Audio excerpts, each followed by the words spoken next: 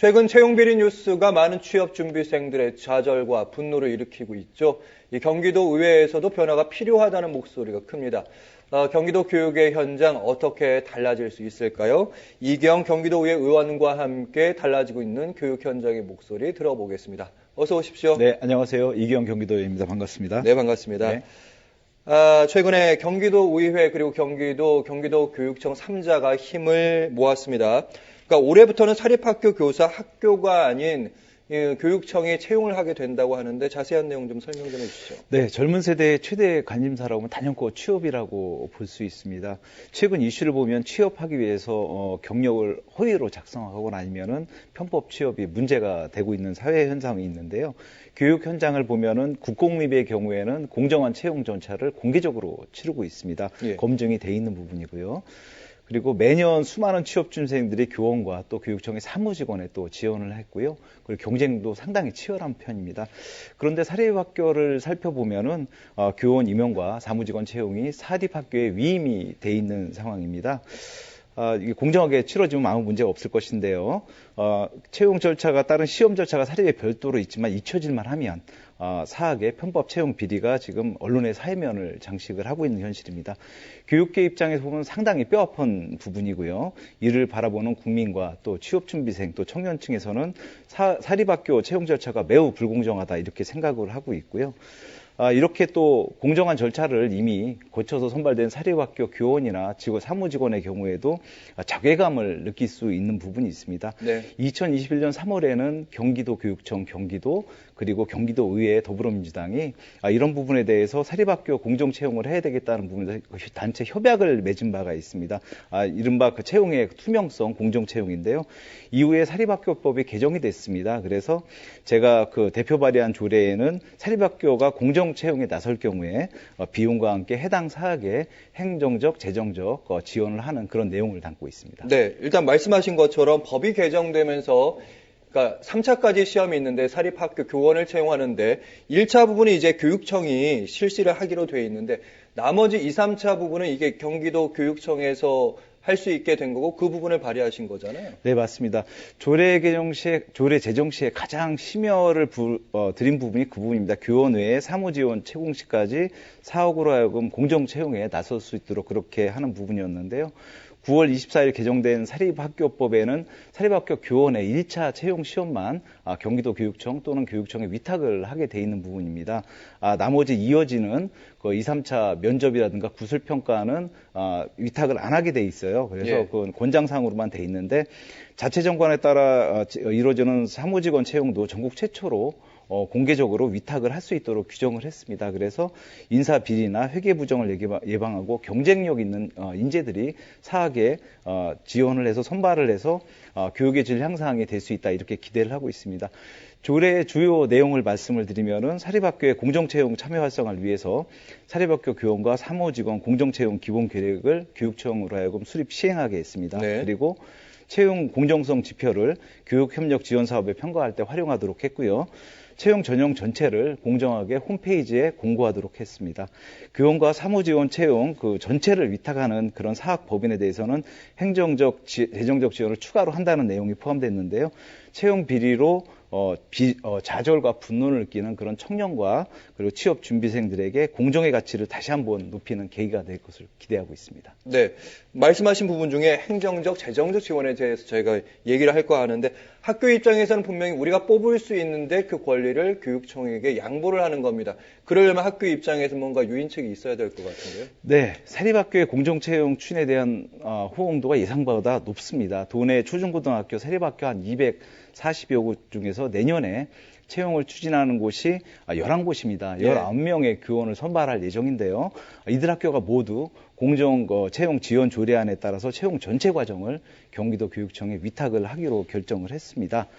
이들 학교에 대해서는 지원비가 경기도청 예산으로 5억 5천만 원이 편성이 됐습니다. 시설 지원에 대한 부분이고요. 또한 사립학교 경영 안정화 자금도 지원을 하기로 했습니다.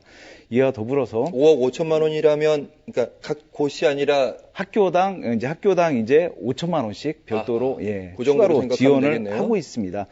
더불어서 채용에 따른 따른 행정 절차와 비용이 발생하는데요. 이 부분도 모두 경기도 교육청에서 지원을 하기로 했습니다. 또한 공정채용 사립학교에 대해서는 교육청 차원에서 각종 환경 개선, 시설 개선 사업 때 별도로 또 지원을 해서 평가를 달리할 예정이고요. 사립학교 교원 공정채용을 계기로 채용에 있어서 청년층과 취업 준비생들이 공정 채용에 대한 가치를 다시 한번 일깨우는 계기가 될 것 같습니다. 네, 선생님이 되고 싶은 분들도 그리고 교직원을 희망하는 분들 입장에서는 무척 반가운 소식입니다. 또 학교가 투명해지는 부분이 교육의 부분에서 중요한 의미가 있는 부분이니까요. 자, 이번에는 교육청이 지역경제 활성화에 나서야 된다고 토론회도 여셨다고 제가 들었습니다. 교육청과 경제 활성화 잘 연결이 안 되는 어휘들이거든요. 네, 코로나19로 사회 각 분야에서 경제적 어려움을 호소하고 계십니다. 내수가 많이 위축됐고요. 특히나 제조업이나 건설업체가 지금 위기 상황인 건 맞습니다. 소상인과 지역 중소건설업체, 제조업이 특별히 충격이 큰 이유는 소비가 좀 위축되는 부분이 있고요. 2021년 상반기 건설업 통계를 봤습니다. 다른 부분에 2020년 대비 2021년 상반기에는 다른 그 부분은 발주가 많이 늘었습니다. 예. 공공 분야에서. 그런데 유독 교육시설 분야만 발주가 줄었습니다. 교육시설 분야는 대부분 소규모 공사기 때문에 중소건설회사라든가 중소제조업체들이 주로 납품하고 수주하는 그런 현장이 되겠습니다. 많이 어렵다는 그런 얘기겠고요. 그리고 경기도 교육청 조례에 보면은 지역경제 활성화 지원 관련 조례가 있고요. 네. 물품 관련 지원 조례가 있습니다. 내용에는 경기도 지역에 건설업체의 수주를 갖다 장려하고요. 그리고 하도급을 촉진하고 있습니다. 그런 내용이 담겨 있고 물품 구매 촉진 조례 같은 경우에는 경기 지역 생산품을 갖다가 그 현장에다가 납품할 수 있도록 촉진하는 사항이 담겨 있는데요. 중요한 것은 마을 교육을 지금 경기도 교육청 또는 일반 교육청이 하고 있습니다. 마을 교육은 지역과 함께하는 교육이고요. 요즘에는 또 혁신 교육직으로 인해서 기초자치단체에서 교육에 대한 경비 투자가 많이 늘었습니다. 자치단체에 투자가 많이 이루어진 만큼 경기도 내 업체라든가 아니면 제조업체의 구매가 많이 이루어져야 되는데 경기도 교육청이 이를 외면한다 그러면은 향후 지방자치단체와의 그 교육 협력 사업에 있어서 신뢰가 깨지기 때문에 난관이 처하지 않을까 이렇게 우려되는 상황입니다. 네, 경기도 교육청도 예산이 많기 때문에 조단이기 때문에요. 충분히 경제 활성화에 역할을 할 수 있다. 뭐 그런 말씀이시는데 교육청도 이제 기업 살리기에 발벗고 뛰어들면 더 반가운 일 아니겠습니까? 지금 건설업, 지역 건설업의 경기, 그러니까 교육에 참여하는 그 발주 정도 어느 정도입니까? 네, 2018년부터 21년까지 4년간 통계를 한번 교육청 자료를 받아봤습니다. 금액은 20억 이상 경기도 교육청이 발주하는 공사를 한번 찾아봤는데요. 경기도 내 하도급 비율을 살펴보면 전체 공사 금액 대비 23.81%입니다. 이게 4년 동안의 평균 비율인 것이고요. 연도별로 살펴보면 2018년에는 30%가 조금 안 되는 28.99%, 2019년에는 25.45, 2020년에는 24.01, 그리고 21년 상반기를 보면 21.81%로 경기도 내 업체의 하도급 비율이 점점점 하향 곡선을 그리고 있는 현실입니다. 그러니까 이 100이라고 말씀하시는 거는 전체 공사 금액 대비 경기도 내 업체가 하도급 받은 금액이 되겠죠. 20%라면 네. 100 중에 20 정도만 경기도 업체들이 맞습니다. 공사를 했다는 말씀. 점점 문제는 매년 내려가고 있는 추세라는 건데요. 네. 그런데 해당 공사가 벌어지고 있는 기초자치단체의 실정을 보면 더 심각한 것을 알 수 있는데요. 똑같이 4년 평균으로 봤습니다. 그런데 4년 평균이 2.04%에 불과했습니다. 이를테면은 경기도 내 특정 기초자치단체 내 학교를 신축하는데 해당 자치단체 내에 건설업체가 하도급 금액이 2.04%밖에 되지 않는다는 부분이거든요. 예. 이 정도면은 경기도 교육청이 기초자치단체 내에 건설업체 수주 실적이 전혀 없다 이렇게 보는 거고요. 심지어 4년 동안 25개 교육지원청을 살펴보니까 기초자치단체 공사에 있어서 단 한 건도 하도급 실적이 없는 곳이 8곳이나 됐습니다. 예. 결국 지방재원이 투자되는 교육시설 공사에 있어서 우리 경기도 내 건설업체가 교육청 시설공사로부터 따돌림을 당하고 있는 현실이다. 이렇게 말씀드릴 수 있겠습니다. 네. 교육청 입장에서는 그런 반론도 좀 제기하고 싶을 것 같은데, 물론 이제 지역 기업을 키우고 싶은 건 우리도 마찬가지인데, 아무래도 경쟁력이 좀 떨어질 수도 있고, 또 건설에 대한 그 실적이 없다 보면 무엇을 근거로 지역 업체를 다 선정하겠느냐, 이렇게 얘기할 수도 있잖아요. 일단 경기도가 지금 전 국민 25% 이상이 살고 있는 곳이고요. 제조업체나 건설업체가 가장 많은 곳 중에 하나입니다. 우려가 좀 있었던 부분은 어느 정도 우리가 알고 가야 될 부분이고요. 제도적 측면에서 보면은 각급 학교의 시설공사에 있어서 일정 부분 지역업체에 의무적으로 참여 비율을 보장하는 제도가 있습니다. 그런데 이것은 원수급자에 대한 부분이고요. 하도급의 경우에는 제한이 없는 부분입니다. 그래서 이를 보완하기 위해서 경기도교육청은 지역산업 건설산업 활성화 지원 조례가 있고요. 물품 구매 지원 조례가 따로 있어서 이를 또 장려를 하고 있습니다. 네. 현실적으로 해법을 말씀드리자면 첫 번째, 각급 학교 신축 현장에 있어서 교육청 그리고 지방자치단체 그리고 지역 상공회의소 전문건설협회가 협약을 맺어서 지역업체의 수주 실적을 미리 목표를 달성하고 그리고 지역업체에 대한 현장 설명을 참여를 보장을 해주고요. 그리고 수주와 구매가 원활히 이루어질 수 있도록 하는 방안이 있습니다. 그리고 두 번째를 보면은 지방자치단체가 학교 건설 현장에 각종 인허가와 행정 업무 절차가 지연되지 않도록 그렇게 지원을 할 필요가 있습니다.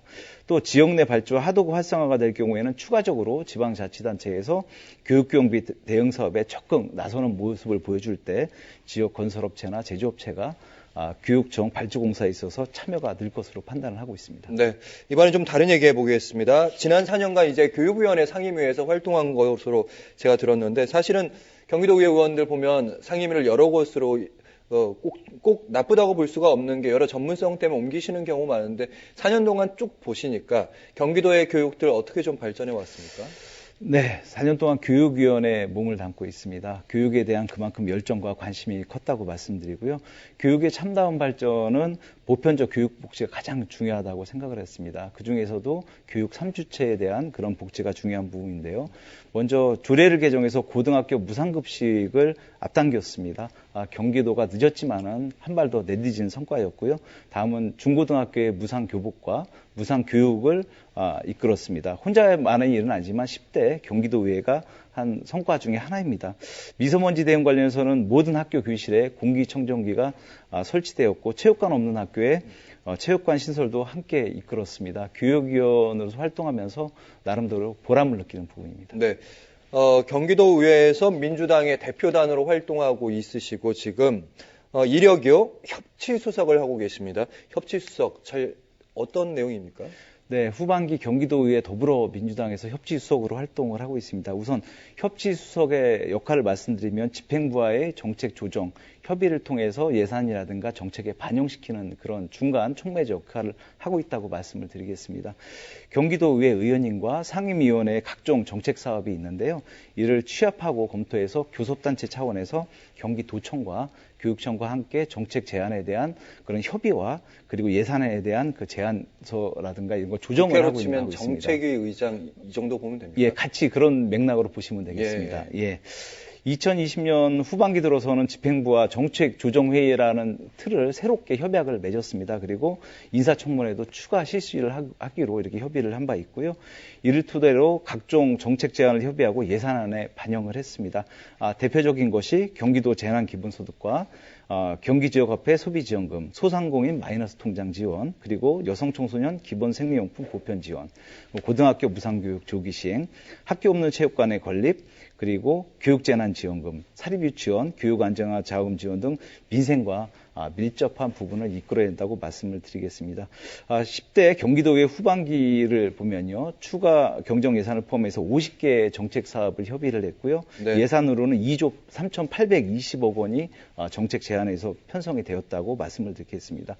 특히 이 자리를 빌어서 이재명 전 경기도지사와 이재정 교육감이 의회 교섭단체 더불어민주당과 뜻을 같이 해서 경기도민을 위한 정책 수립에 함께 하신 것에 대해서 감사를 드리고 있습니다. 네, 오늘 마지막 말씀으로 듣겠습니다. 지금까지 이기영 경기도의회 의원과 함께했습니다. 말씀 잘 들었습니다. 고맙습니다. 네, 고맙습니다.